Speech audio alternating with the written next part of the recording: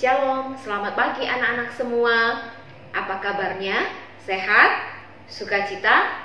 Mari kita memulai ibadah sekolah minggu kita pada pagi hari ini dengan merendahkan diri di hadapan Tuhan. Kita bersatu di dalam doa. Terima kasih Bapa Surgawi, kami boleh melewati hari-hari kami sepanjang minggu ini. Karena pertolongan Tuhan, karena anugerah Tuhan. Kami yang boleh belajar di sekolah, yang sudah mulai 100% PTMT, dan kami boleh mengikuti pembelajaran dengan pertolongan Tuhan. Tuhan juga sudah memberkati guru-guru kami, Tuhan juga sudah memberkati orang tua kami. Tuhan, Engkau baik. Dan pagi hari ini, di hari Sabat, di hari kudus yang Tuhan sudah mengundang kami untuk boleh beribadah bersekutu dengan Tuhan, kami mau sungguh-sungguh Bapa dengan segenap hati memuji Tuhan, memuliakan Tuhan, mendengarkan firman Tuhan, dan taat melakukan firman Tuhan. Bahkan di dalam doa kami dan persembahan kami, itulah cinta kami, rindu kami akan Tuhan. Sungguh Bapa, sekalipun kami masih harus online, kami mau fokus, kami mau sungguh-sungguh segenap hati memuji, memuliakan Engkau dan menyembah Engkau. Berkati teman-teman kami yang dalam keadaan sakit ataupun menghadapi masalah. Tuhan kiranya menyertai mereka sehingga mereka kembali boleh berkumpul bersama dengan kami, memuji, menyembah Engkau. Terima kasih Bapa. Ibadah sekolah minggu pagi hari ini dari awal, pertengahan hingga akhir kami mau serahkan ke dalam tangan pengasihan-Mu. Di dalam dan demi nama Tuhan Yesus kami berdoa. Amin.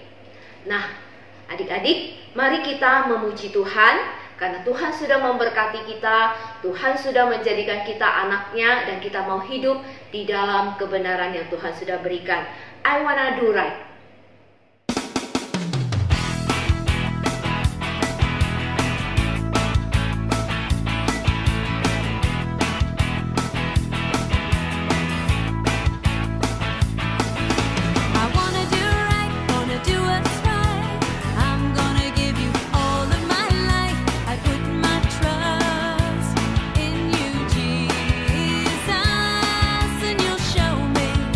Show me how to do right.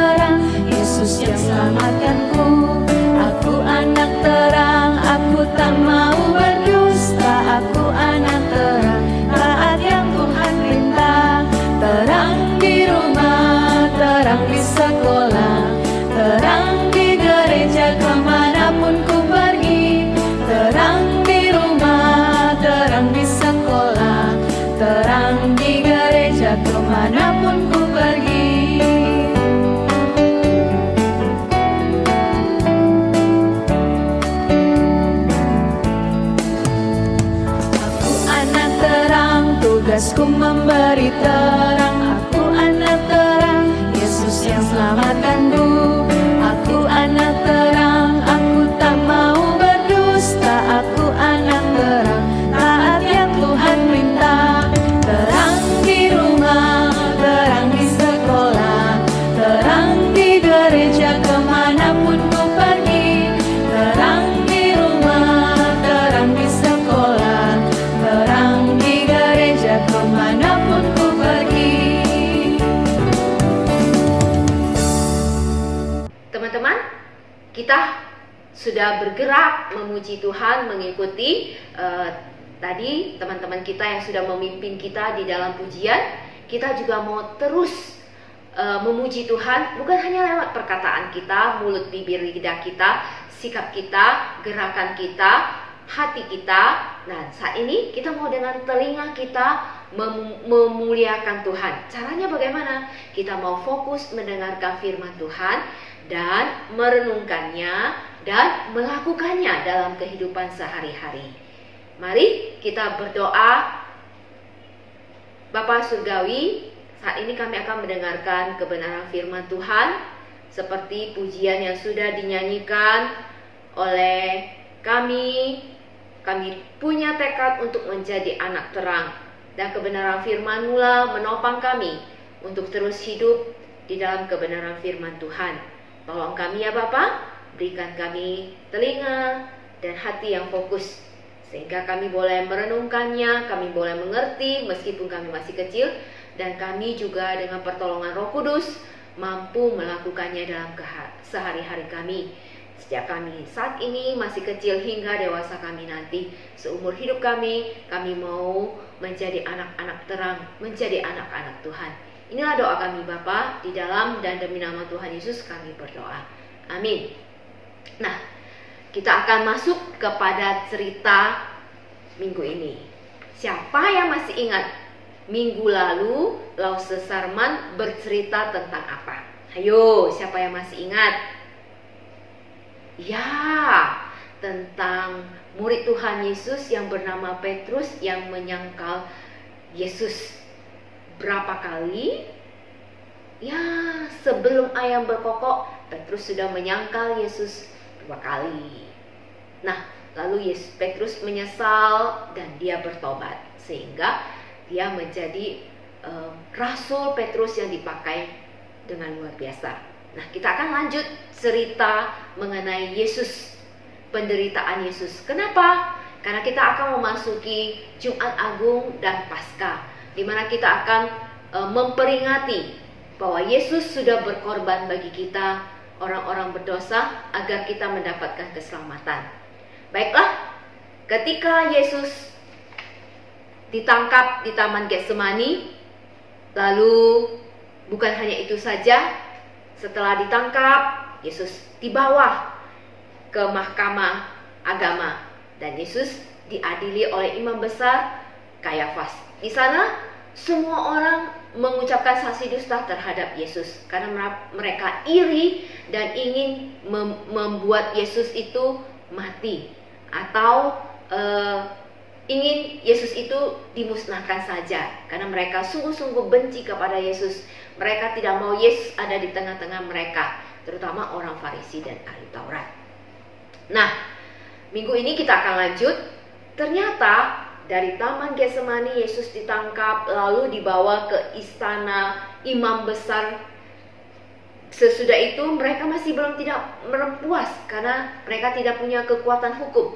Mereka lalu membawa Yesus ke wali negeri yang bernama Pontius Pilatus. Nah, disinilah kekuatan hukum itu nyata. Jadi hukuman apapun yang dijatuhkan oleh wali negeri atau saat itu yang bernama Pontius Pilatus, hukuman ini sah dan berlaku.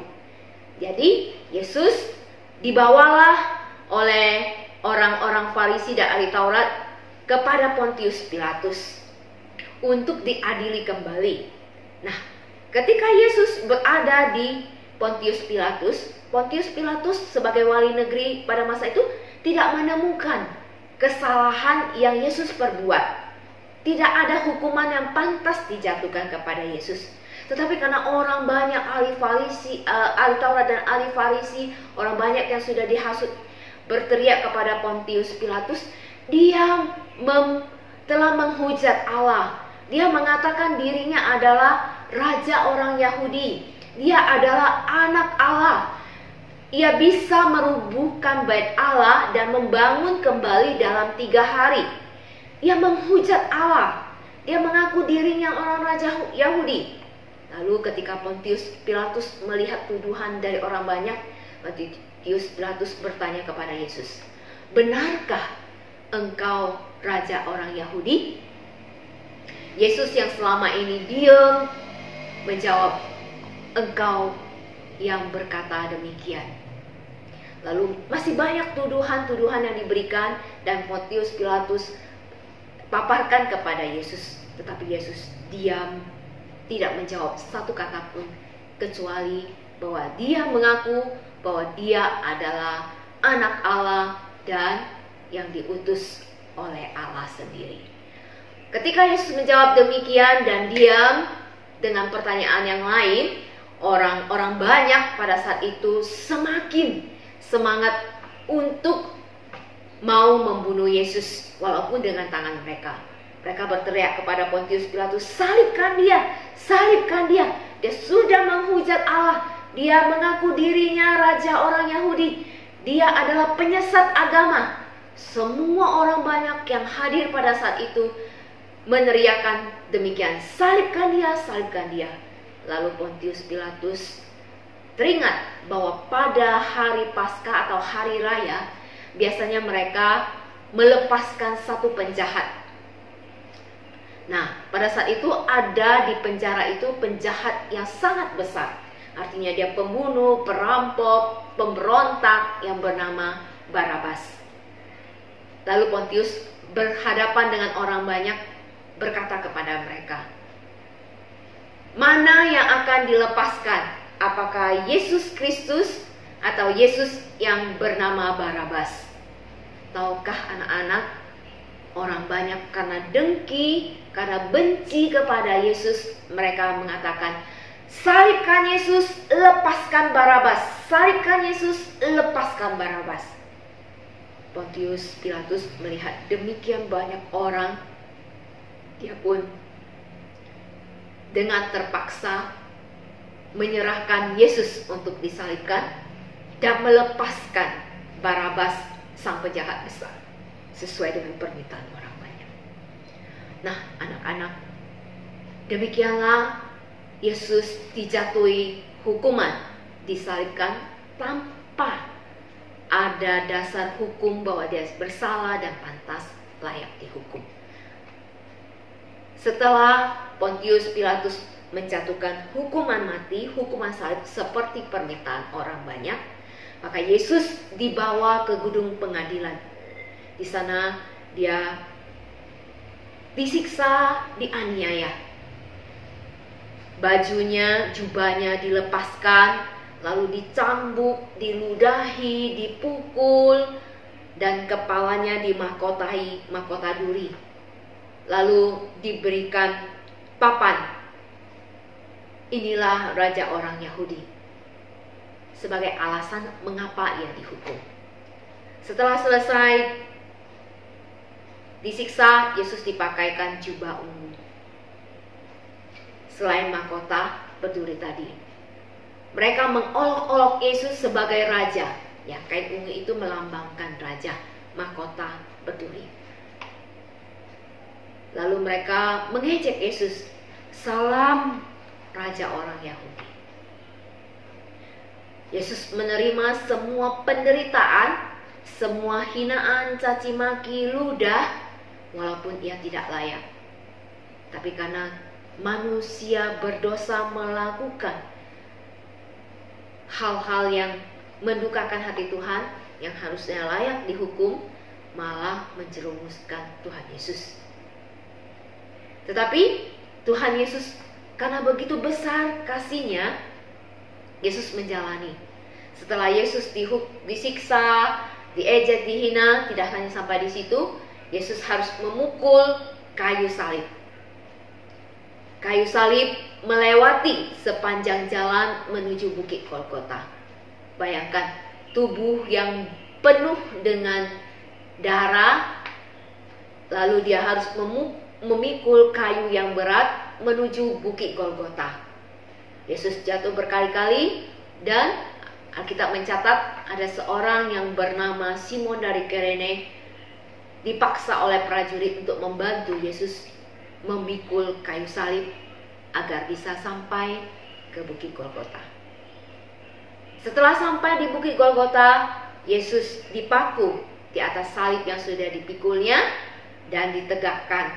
Berdirilah salib di mana Yesus disalibkan. Yesus tidak sendirian di Bukit Golgota tersebut. Di sana masih ada 2 penjahat yang disalibkan. Lalu apa bedanya Yesus dengan kedua penyamun penjahat tersebut? Yesus tidak melakukan kesalahan apapun, tapi disalibkan. 2 penjahat tersebut memang melakukan dosa, melakukan kejahatan. Mereka layak mendapatkan hukuman untuk disalibkan.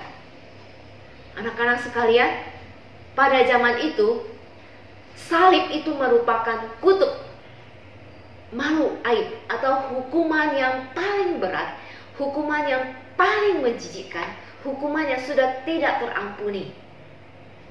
Ya, kalau sekarang mungkin tidak ada kayu salib, mungkin dihukum gantung, ditembak, ya. Tapi Yesus disalib.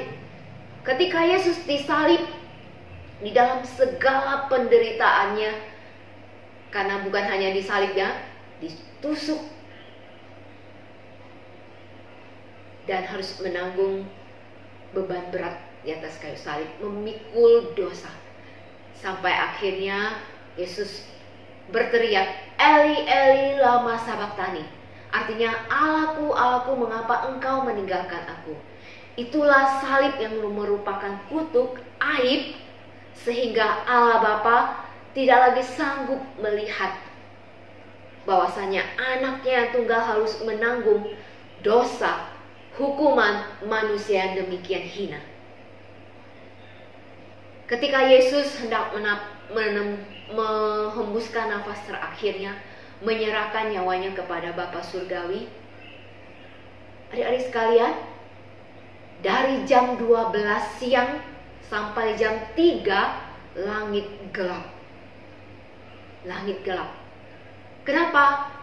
Berduka untuk kematian anak Allah. Dan tidak hanya demikian, jam 3 ketika Yesus mati menghembuskan nafas terakhirnya, terjadilah gempa. Gempa bumi yang dahsyat sehingga tabir di bait suci terbelah menjadi 2. Sehingga prajurit yang menjaga Yesus juga ketakutan. Sehingga mereka berlarian dan mulut mereka mengaku, benar, Yesus adalah anak Allah. Mereka tidak pernah menyaksikan kematian orang yang bisa membuat fenomena alam yang demikian dahsyat. Dan prajurit menyaksikan Yesus anak Allah. Dan mereka sudah berdosa, menghukum, menganiaya, dan melakukan perbuatan keji. Tetapi mereka menyaksikan anak Allah yang disalibkan itu memberikan pengampunan. Bahwasanya orang-orang yang melakukan hal tersebut kepada Tuhan Yesus, mereka tidak tahu apa yang mereka lakukan. Yesus berdoa di atas kayu salib pengampunan bagi mereka semua. Adik-adik sekalian, begitu besar kasih Allah, begitu besar kasih Yesus kepada manusia berdosa yang sudah menghina Dia, mengolok-olok. Bahkan kita yang adalah anak Allah, tetapi kita tuh tidak sungguh-sungguh mengasihi Dia. Yesus pun mengasihi kita. Yesus mati bagi kita, anak-anak yang tidak taat, yang tidak fokus saat ibadah, yang suka main gadget, yang tidak mengerjakan tugas. Tetapi Yesus mau menanggung dan menebus dosa kita, agar kita mengalami kasih-Nya dan kita mau berubah. Tapi apakah Yesus mati di atas kayu salib dan selesai ceritanya adik-adik sekalian? Tidak. Iman yang kita percayai kepada Kristus adalah Yesus yang bangkit dari kubur. Yesus walaupun mati di salib dan harus turun ke dalam alam maut, tetapi pada hari ketiga Yesus bangkit kembali. Nah, sebelum Yesus dibangkitkan, ketika Yesus sudah wafat, sudah menghembuskan nafasnya, datanglah seorang yang bernama Yusuf dari Arimatea, meminta kepada Pontius Pilatus mayat Yesus untuk dikuburkan. Jadi dibawa ke kuburan milik Yusuf Arimatea. Di sana mayat Yesus dibalut dengan kain linen, lalu dibaringkan di kubur tersebut. Adik-adik sekalian, kita bersyukur kita punya Allah yang tidak mati selama-lamanya, tetapi pada hari ketiga bangkit.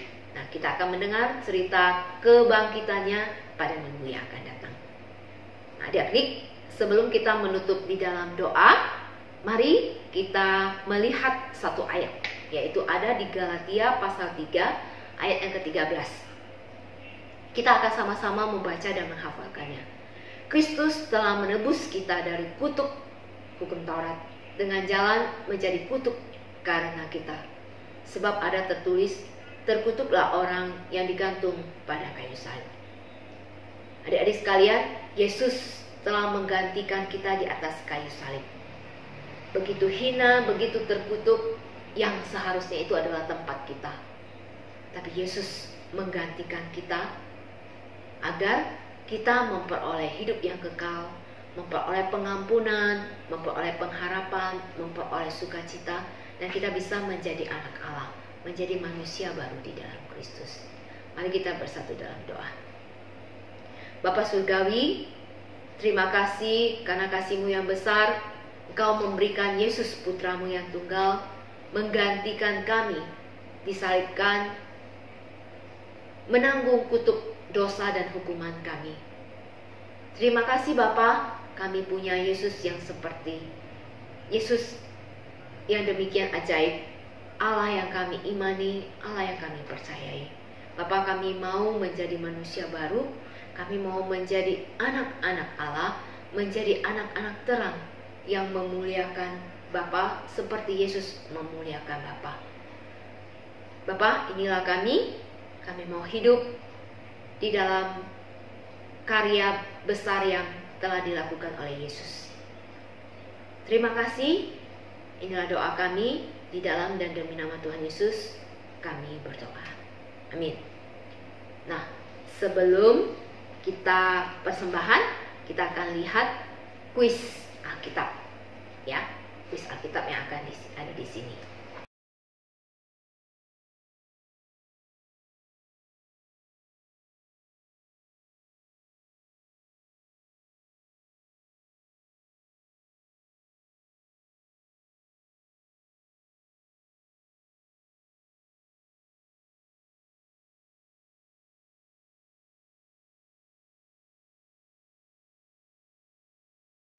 Nah, kita akan memberikan persembahan.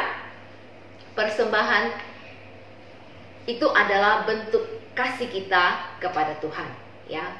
Adik-adik boleh mengirimnya melalui transfer, QRIS, ataupun titip ke gereja langsung. Nah, kita akan menaikkan pujian God is good. Allah kita baik, yang memberikan Yesus kepada kita, memberikan kita anugerah, kesehatan, keluarga, dan lain-lain, agar kita boleh hidup seturut kehendaknya. God is good.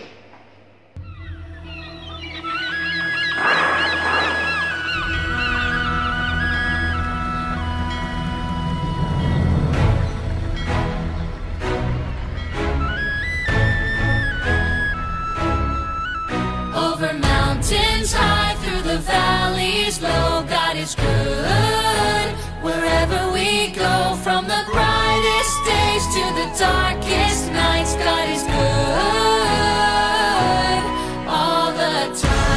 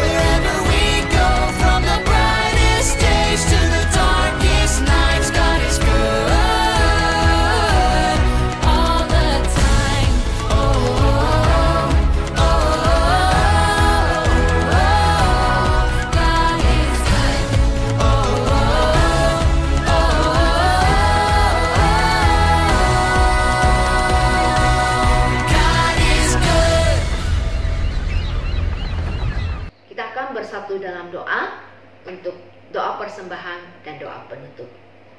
Terima kasih Bapa, kami bersyukur kami boleh merayakan Paskah, merayakan kebangkitan Tuhan Yesus. Dan kami juga boleh memperingati bagaimana Yesus menjalani penderitaan sampai mati di atas kayu salib untuk kami manusia berdosa.